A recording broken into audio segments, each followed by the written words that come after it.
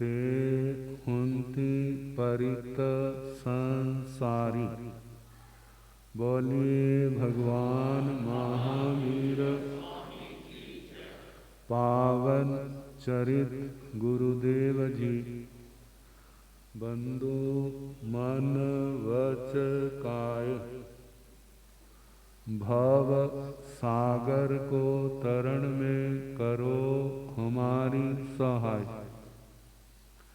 जिन शासन जिन वाणी सदा जयवंत हो, श्रवण संग सदा अविचल मंगल हो।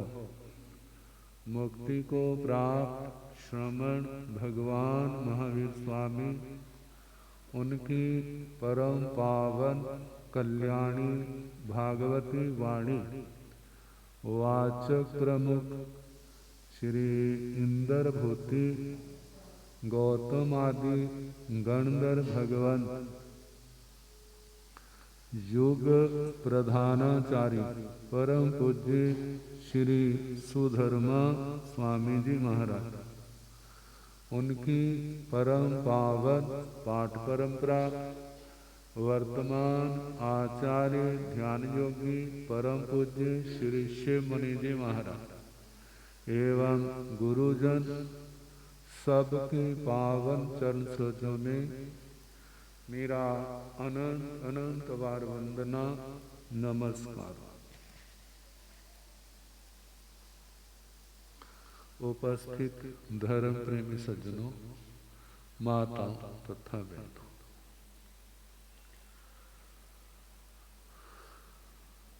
दस वीहे समण धम्मे पणते तन जा, खंति मुक्ति अजवे मदवे लाघवे सच्चे संजमे तवे चियाए बम चेरवासी।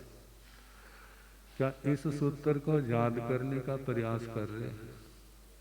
जो एक एक शब्द भी याद करो ना, तो 15 दिन के अंदर सारा याद हो जाएगा। तो 10 प्रकार का श्रवण धर्म भगवान ने कहा है। केवल भगवान ने नहीं कहा, पणत्थे शब्द है प्रज्ञप्त। अनादि काल से जितने तीर्थंकर भगवान हुए, उन्होंने ये बात की। क्या? ये धर्म 10 प्रकार का है, श्रवण धर्म, जो इस आत्मा को संसार से मोक्ष तक ले जाने वाला है, कर्मों के बंधनों को काटने वाला। इस धर्म की आराधना से आत्मा की ऐसी शक्ति पैदा होती है कि दूसरे लोग उसको भटका नहीं सकते। वो लोग उन्हीं को भटका सकते हैं जिनकी शक्ति अभी अधूरी है। इस पूर्ण शक्ति को पाने के लिए इन 10 की आराधना परम आवश्यक है। अब जो जानते नहीं वो आराधना क्या करेंगे? यदि मानो पालन होता भी तो मजबूरी के कारण से होता है, और मन क्या विक्षोभ रहता है। अरे आज तक मैं तेरे को कुछ नहीं कह सकता, कई मौका आया ना, दिन में तारे ना दिखाए तो मैं भी अपना नाम, बोलो आता है ना, अपना नाम बदलूंगा, जब अपना नाम छोड़ दूंगा। अब ऐसी विचारों की धारा कितनी देर तक बनी रहती, और ये जब लगातार रहती है तो उस समय कर्म कट थोड़े रहे हैं, नए कर्म बंद रहे। पुराना मोहनी कर्म जा रहा है और नया मोहनी कर्म बंद रहा है, नई आगे धारा बनती जा रही। तो ज्ञान का तो यही प्रभाव होता है, वो व्यक्ति जो है पहले कर्ता नहीं हो जाए तो उसमें रस नहीं लेता। क्षमा याचना के द्वारा, पश्चाताप के द्वारा, आलोचना के द्वारा, प्रायश्चित के द्वारा उन कर्मों की शक्ति को खत्म कर देता। जब शक्ति खत्म होगी तो उदय में आएंगे, कोई प्रभाव नहीं डाल सकेंगे। ऐसे आएंगे बस आए और गए। तो खंति क्षमा के संबंध में तो सुनाने का प्रयास किया, कितना इसका तो सब्जेक्ट अनंत है, सारी उम्र सुनाते रहो। लेकिन सार्थकता तो तभी होती है जब वो क्षमा हमारे जीवन का, हमारी आत्मा का श्रृंगार बन जाए, वो हमारी शोभा। जो आत्मा की शोभा को बढ़ाने वाले 10 बातें। तो अब दूसरा है मुक्ति। मुक्ति का मतलब मुक्ति। वैसे तो मुक्ति का अर्थ है कर्मों के बंधनों से छुटकारा हो, लेकिन जहां पर है निर्लोभता। कहते हैं वैसे तो प्रत्येक कर्म अपनी हैसियत रखता है, वो कुछ भी कर सकता है, लेकिन इन सब कषायों में सबसे ज्यादा प्रभावशाली कौन सा है? जो लोभ है, तृष्णा है। यदि आप अपने जीवन की ओर ध्यान देंगे ना, तो आपके पाप कर्मों में ज्यादा पाप वे होंगे जो लोभ के कारण से आपने किए हों। व्यक्ति झूठ तो बोलता है, कभी क्रोध के कारण, कभी मान के कारण, माया के कारण, लोभ के कारण। लेकिन लोभ के कारण देखोगे तो कितना होगा, कितना झूठ इकट्ठा हो जाएगा। वैसे प्राय करके मैं सोचता हूं हमारे भारतवर्ष में 4 वर्ण है। 4 वर्ण है ना, क्षत्रिय, ब्राह्मण, वैश्य और शूद्र। और हमारे कषाय भी कितने हैं? 4 है। वैसे तो चारों में चारों हैं, लेकिन प्रधानता किसकी है? किसके अंदर कौन सी प्रधानता है? क्षत्रियों में किसकी प्रधानता है?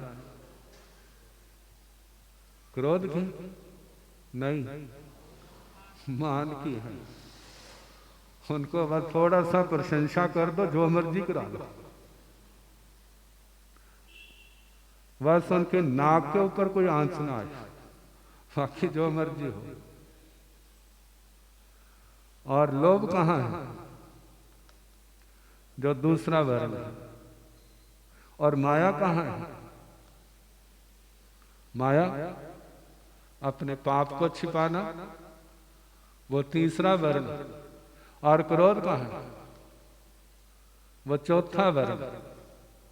इनकी प्रधानता है। अब व्यक्ति माया करता है तो क्यों करता है? अपने पाप को छिपाता है तो क्यों छिपाता है? उसके पीछे कोई ना कोई कारण होता है। तो जब कारण ढूंढेंगे तो ज्यादा करके क्या होगा? ये लोभ का ही कारण आएगा। मेरा लाभ बढ़े। लाभ कैसे बढ़ सकता है? उसमें झूठ भी आएगा और उसके अंदर माया भी आएगी। जब जो आएंगे तो आत्मा में शांति कैसे होगी? जैसे ना हमारा शरीर है, शरीर के अंदर 7 धातुएं हैं, लेकिन मूल में 3 कही जाती है। वात, पित्त, कफ, जिसको तासीरें कहा जाता है। किसी की तासीर वात प्रधान है, पेट में हवा बहुत बनती है, तो बस की बात, शरीर का निर्माण ही ऐसा। किसी का कफ की प्रधानता, कफ का रोग ज्यादा रहता है। और किसी के पित्त का, पित्त के कारण से एसिड हो जाता है, शरीर में गर्मी बढ़ जाती है, तंग होता है। कहते हैं जब तीनों धातुएं शरीर में सम रहती हैं, तीनों धातुएं शरीर में सम रहती हैं, तो व्यक्ति निरोग रहता है, उसको कोई बीमारी नहीं आती। बीमारी कब आती है? जब इन धातुओं में विषमता आती है। वात के कारण हजारों रोग पैदा होने वाले, कफ के कारण हजारों रोग पैदा होने वाले, पित्त के कारण हजारों रोग पैदा होने वाले। महानिषेध सूत्र है। एक बार राजा ने वैद्यों की सभा बुलाई, हकीमों की, सारे आए। तो उनमें एक बहन थी, उनके पिताजी हकीम थे, लेकिन उनकी डेथ हो गई, लेकिन उनका प्रतिनिधित्व करती थी, बड़ी विलक्षण प्रतिभा की धनी थी, अपने पिताजी से बहुत कुछ सीखा था। तो लोगों के अंदर जो धारणा है, भाई सोचते थे विद्या पर तो हमारा अधिकार है, लेकिन विद्या के ऊपर किसी का एक नहीं है जो किसी के पास भी जा सकती। कहते विद्या रूप लक्ष्मी ये किसी का वर्ण नहीं देखती, किसी का रंग नहीं देखती, जो जाति नहीं देखती, जहां जिसका क्षोभ है जो चीजें उसके पास चली जाती, ऐसे विद्या भी जो किसी के पास जा सकती है, लेकिन अपनी योग्यता होनी चाहिए। सभी ने अपने अपने विचार दिए। जब वहां पर मीटिंग चल रही थी, सभा चल रही, तो पूछा जे क्या जानते, इसको क्या आता हो? कहने लगे ठीक है, मैं इन जैसा तो नहीं जानती, लेकिन मैं इतना जानती हूं हमारे शरीर में 3 शल्य, हमारे शरीर में 3 शल्य है। जब तक उनकी सफाई नहीं होती तब तक शरीर निरोग नहीं रह सकता। कहते बोलो वो कौन से हैं? कहते पहला मल, दूसरा मूत्र, तीसरा वायु हवा। तीनों के कारण से मल समय पर नहीं आता, पेट साफ नहीं होता है, तो समझ बीमार होने की तैयारी। जिसका पेट बिल्कुल साफ हो जाता है वहां बीमारी की कोई संभावना नहीं। लिक्विड पदार्थ लघु शंका के माध्यम से ठीक निकल जाते हैं तो समझो वो स्वस्थ है। और शरीर में वायु का प्रकोप नहीं है, सब ठीक है। वायु मल मूत्र ये सब जिसका संचार ठीक हो रहा है उसको कोई बीमारी नहीं। कहते अब इनको ठीक करने के लिए जो वात पित्त कफ है, जिसको वात का रोग है वायु प्रधान वस्तुओं का परहेज रखें, जिसको पित्त का रोग है वह पित्त प्रधान वस्तुओं का परहेज रखे, जिसको कफ का रोग है वो कफ प्रधान उन वस्तुओं का विवेक रखे। दवाई लेने की जरूरत नहीं, परहेज रखो और ठीक रहो। आखिर जब ये सच कहा तो लोगों को मानना पड़ा। कहते सच में तो जय है। तो हमारी बात चल रही है जे कषाय क्रोध का तो हो गया, लेकिन अब मुक्ति, मुक्ति का मतलब लोभ कितना चाहिए। जैसे हमारे प्रसंग आता है कपिल केवली, कितनी बार सुनते। राजा ने कहा कितना चाहिए, अब गया किसके वास्ते? 2 मास से कहां तक पहुंच गया?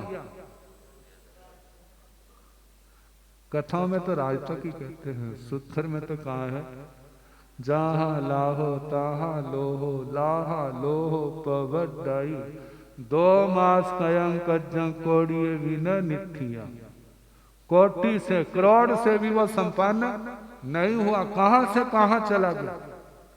आज किसी की इच्छाएं थोड़ी है तो इसलिए थोड़ी है क्योंकि वो जानता नहीं। बच्चे को छोटा सा खिलौना दे देते हैं, बड़ा खुश होता है, मानो मेरे को किसी देश का राज मिल गया। लेकिन आपको कोई खिलौना दे छोटा सा, आप नहीं खुश होंगे। क्यों? क्योंकि आपकी दुनिया बहुत बड़ी है और उस बच्चे की दुनिया क्या है? वो 4 दीवारी, घर के अंदर उसने कोई देखा ही नहीं है, जानता नहीं है, इतना दिमाग नहीं चलता। लेकिन आपका दिमाग, आपने बहुत कुछ देखा है। फिर जिस समय कोई कहेगा मांग, क्या मांगता है, तो फिर मांगने का ग्राफ कैसा होगा, बच्चे की तरह होगा। आपका तो फिर उसके अनुसार ऊंचा होगा। तो कहा जे तृष्णा क्या होती है, बढ़ती जाती है। जैसे जैसे लाभ होता है वैसे वैसे लोभ बढ़ता जाता है। जिनके कर्म अच्छे नहीं है ना, वो इसके अंदर फंसते जाते हैं। जिनके कर्म अच्छे हैं, आत्मा निर्मल है, कहते हैं जीवन चलाने के लिए अब बहुत हो गया। अब हम कोई गलत काम नहीं करते, ईमानदारी से अपना बिजनेस रखेंगे, सीमित लाभ रखेंगे, इससे ज्यादा नहीं रखेंगे। और बाकी समय जो है वो कहां जाएगा, वो थिएटर में नहीं, काम भोगों में नहीं, रास रंग में नहीं, धर्म के आने में जाएगा, सामायिक संबर में जाएगा, स्वाध्याय में जाएगा। कहते कौन करेगा, आप जो बता रहे इसको करेगा कौन, कहते जो इसकी कीमत जानेगा, जिसको इसके महत्व का पता है वो करेगा, और जिसको इसके गौरव का पता नहीं है वो नहीं करेगा। जिसको जो भूख होती है ना, वो उसी स्थान पर ढूंढते ढूंढते पहुंच जाता है। जिसको रोटी की भूख है वो ढाबे पर जहां होगा वहां पहुंच जाएगा। और जिसको नशे की जरूरत है वो ढूंढते ढूंढते कहां पर, और उसके साथी भी एक दूसरे को पहचान लेते हैं। अब वैसे लोग हो जाएंगे। ऐसा ही जिसका संसार सीमित रह गया, जिसकी आत्मा निर्मल है, जिसको संसार की भूख नहीं है, और संसार का सारा परिणाम देख लिया है, और धर्म के संबंध में वो आएगा, जानेगा, उसको संतोष होगा, और सब कुछ छोड़ करके उसमें समर्पित हो जाए, जब उसको पता चले। जिसको नहीं है पता वो उसकी ओर ध्यान नहीं दे। जिसको क्रोध की भयानकता का नहीं पता तो वो क्षमा के अंदर कैसे आएगा। जिसके लोभ की भयानकता का पता नहीं वो संतोष में कैसे आएगा। तो जो धर्म का दूसरा अंग कौन सा है, मुक्ति। मुक्ति का मतलब निर्लोभता। संसार के अंदर कितने प्राणी, सबका अपना अपना स्तर है।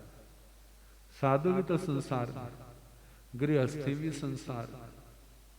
साधु का जीवन अलग, वहां पर तो ये आता है तुमने इन सब बातों से मुक्त होना, सब कुछ छोड़ देना, इनकी लालसा चाहना नहीं करना। आपकी चाहना का क्षेत्र क्या है, आपकी चाहना का क्षेत्र है मेरा ज्ञान निर्मल हो, मेरी श्रद्धा निर्मल हो, मेरा चारित्र निर्मल हो, मेरी तपस्या निर्मल हो और बड़े हो, मेरी आत्मा निर्मल हो। संसार के अंदर मेरी कोई जिम्मेवारी नहीं, कोई मैंने काम धाम नहीं करना। समाज की जिम्मेवारी कितने संतों ने ऊपर ले ली है और कितने गृहस्थियों ने संतों पर डाल दी, लेकिन आत्मार्थी जी। गुरु जी कहा करते थे आप अपने आप को सुधारो। क्या करो, आपका जीवन है, आपको बोलने की जरूरत नहीं। लोग अपने आप शिक्षा ले। गुरु जी का कहना था, कहते साधु बोलता है तो भी शिक्षा मिलती है, नहीं बोलता है तो भी शिक्षा मिलती है, खाता है तो भी शिक्षा मिलती है, नहीं खाता तो भी शिक्षा मिलती है। जिसके हर काम से क्या मिलती है, क्यों मिलती है, आपकी क्रिया से क्यों नहीं मिलती। क्योंकि वहां पर संयम है। वहां पर क्या है? संयम है, वहां विवेक है। कोई अविवेक वाला कार्य नहीं करता। तो इनको देख करके देखने वालों को प्रेरणा मिलती है, जीवन कैसा होना चाहिए, ऐसा होना चाहिए, हमारा जीवन भी ऐसा होना चाहिए। चाहे वो जीवन में ना आए, लेकिन भावना तो आती है। ये भावना ही संस्कार का बीज है। आज भावना आई है तो कभी ना कभी वो जागृत भी होगी। जे भावना आई है तो कभी जागृत होगी। यदि भावना आई ही नहीं है तो जागृत क्या होगी? भावना मतलब संस्कार का बीज। आज मन के अंदर आया जे काम करना, वो अच्छा भी हो सकता है, बुरा भी हो सकता है। वो दिमाग के अंदर, आत्मा के अंदर जब बैठ गया, जब कोई निमित्त आएगा वो बात एकदम याद आ जाएगी। संसार की बात है तो संसार याद आएगा। यदि आत्मा की, परमात्मा की, धर्म की बात है तो उस समय आत्मा की बात याद आएगी, धर्म की बात याद आएगी, भगवान की बात याद आएगी। जब याद आएगी तो उसको प्रेरणा मिलेगी, भाई करो कुछ। अब भावना अच्छी थी तो अच्छे के लिए भावना आई। यदि भावना अच्छी ना हो तो वैसा निमित्त मिलने पर उसका मन फिर गलत काम करने की ओर ही जाता है। इसलिए कहा जाता है सत्संग का सेवन करो, धार्मिक लोगों की संगति करो, उनसे आपको मिलेगा, आपके भाव अच्छे रहेंगे, उनसे बहुत कुछ मिल सकता है। लेकिन सारे लोग एक जैसे थोड़े होते हैं, लेकिन जैसी जिसकी योग्यता होती है उसको उसी चीज को उठा लेते हैं। जैसे मानो काफी कुछ पड़ा, उनके अंदर रतन भी, उसके अंदर अनाज भी, सारी चीजें। आप जाओगे तो किसको उठाओगे? जो कीमती चीज है उसको उठाओगे। एक पंछी आएगा तो किसको उठाएगा? उसके जीवन में रत्न की कोई कीमत, वो आपके जीवन में, उसके जीवन में नहीं है। वो किसको उठाएगा? जो अनाज के कण होंगे, बीज होंगे, उनको उठा के खाएगा, पेट भर गया, वहां से उड़ जाएगा। तो जैसी जैसी जिसकी भावना, योग्यता है, वो उसके अनुसार क्या हो जाएगा। तो जो संस्कार बनाने के लिए जब हमने धर्म के संस्कार इकट्ठे किए तो क्या होगा? हमारे आगे चल करके वो धर्म के संस्कार ही बढ़े। तो बताया है कि साधु का जीवन और गृहस्थी का जीवन। गृहस्थी सदा के लिए हर समय धर्म स्थान में बैठ नहीं सकता, और साधु धर्म स्थान में बैठा हुआ अच्छा लगता है। वो गृहस्थों के घरों में बैठा रहे तो वहां बैठा अच्छा नहीं लगता। क्यों? दोनों की लाइन क्या है? अलग अलग। साधु की लाइन त्याग की, गृहस्थी की वो पूर्ण त्याग की नहीं। अब वो अपनी मर्यादा में है तो अपने एक एक क्षण को अपनी धर्म आराधना के द्वारा सफल करे। जिस आराधना को करने के लिए गृहस्थ जो है अपनी घर की व्यवस्था ऐसी बनाता है, क्योंकि घर भी चलाना है, धर्म भी करना है। यदि घर की व्यवस्थाओं की ओर ध्यान नहीं देगा तो सारी अस्त व्यस्त हो जाएंगी। जब वो अस्त व्यस्त हो जाएंगी, आज तो थोड़ा वो धर्म ध्यान करते भी है, वो भी क्या हो जाएगा? क्योंकि उस अव्यवस्था का सबसे ज्यादा और जल्दी प्रभाव पड़ेगा तो किसके ऊपर? और किसी पर पड़े चाहे ना पड़े, लेकिन धर्म के ऊपर सबसे पहले पड़ता है। और यदि वो व्यवस्थाएं ठीक बना करके, संतुलन ठीक बना के चले तो घर के काम भी ठीक रहे, घर वाले भी खुश रहते हैं, और वो धर्म ध्यान का भी मौका क्या होगा? घर वाले धर्म ध्यान करते हैं, वो तभी तक खुश हैं आपसे जब तक घर की व्यवस्थाएं ठीक चलती। जिस समय घर की व्यवस्थाएं बिगड़ने लग जाएंगी ना, तो आपके धर्म ध्यान के ऊपर प्रश्न चिन्ह लगा देंगे। देखते हैं ना जी, तो इस करके संतुलन बना के चलोगे तो मंजिल पर पहुंच जाओगे। अब गृहस्थ जो है अपनी सारी व्यवस्थाओं के अनुसार अपना कार्य करता हुआ समय बचा के रखता है। समय तो वही 24 घंटे है। अब उसको राग रंग में भी लगा सकते हैं और धर्म ध्यान में भी लगा सकते हैं। अब छुट्टी का दिन है, उस दिन काम तो कोई करना नहीं है। अब उस दिन टीवी देखते हुए अपना सारा दिन रात आप व्यतीत कर सकते हैं। और उस दिन जैसे बताया ना 15, 20, 25 समय के भी आप कर सकते हैं। लेकिन कब करोगे? यदि ज्ञान होगा, यदि विराग होगा, संसार से विमुख होंगे, बहिर्मुखी नहीं अंतर्मुखी होंगे, तब एक समय करना पहाड़ लगती है तो 20 समय के कहां से होंगी भला। लेकिन एक बार ना आप 15 समय के कर लो दिन की, अगले दिन एक समय करोगे ना तो आपको कैसी लगेगी? फूलों की तरह लगेगी। कहते आज तो पता ही नहीं चला एक समय, क्योंकि 15 समय के कहा और कहां पर। तो ऐसे ही जो दिन होते हैं कि जिन दिनों में धर्म ध्यान, छुट्टी वाले दिनों में ज्यादा से ज्यादा धर्म ध्यान किया जाए, फिर उसके बाद बाकी दिनों में थोड़ा करने में कोई जोर नहीं लगता, क्योंकि शक्ति ज्यादा इकट्ठी होगी। तो जैसे उसने समय निकाला, अंदर विराग ज्ञान समझ होने के कारण पासरे में आ गया। गुरु हैं तो उनसे कुछ सीखते हैं, नहीं तो समाय करते हैं, और नहीं तो माला करते हैं नवकार मंत्र की।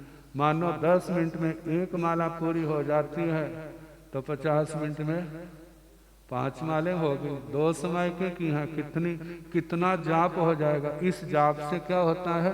पाप कटते हैं, अशुभ संस्कार नष्ट होते हैं, अच्छा आभा मंडल बनता है। तो जो तभी होगा यदि हम योग्यता की भूमिका बनाएंगे। तो समय हो गया है, बाकी कल जैसे समय होगा सुनाने का प्रयास।